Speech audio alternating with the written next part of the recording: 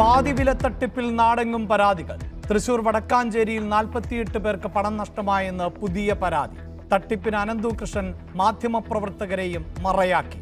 BJP നേതാവ് AN Radhakrishnan ഇന്ന് മാധ്യമങ്ങളെ കാണും.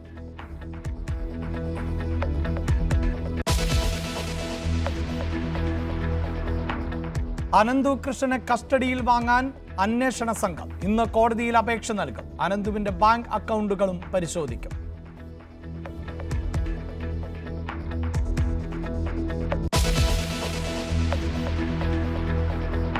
വധശിക്ഷയ്ക്കെതിരെ അപ്പീലുമായി ഗ്രീഷ്മ. ഷാരോൺ വധക്കേസിലെ ശിക്ഷാവിധി റദ്ദാക്കണമെന്ന ആവശ്യം ഹർജി ഹൈക്കോടതി ഇന്ന് പരിഗണിക്കും.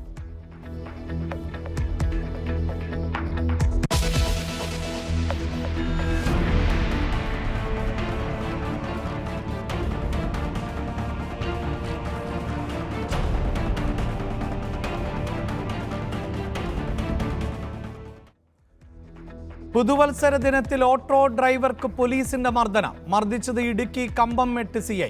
പരാതി നൽകിയിട്ടും കണ്ടില്ലെന്ന മട്ടിൽ DYSP. ആശുപത്രി ചെലവ് വഹിക്കാമെന്ന് പോലീസ് ഉറപ്പ് നൽകിയിട്ടും പാലിച്ചില്ലെന്ന് ഡ്രൈവർ മുരളീധരൻ.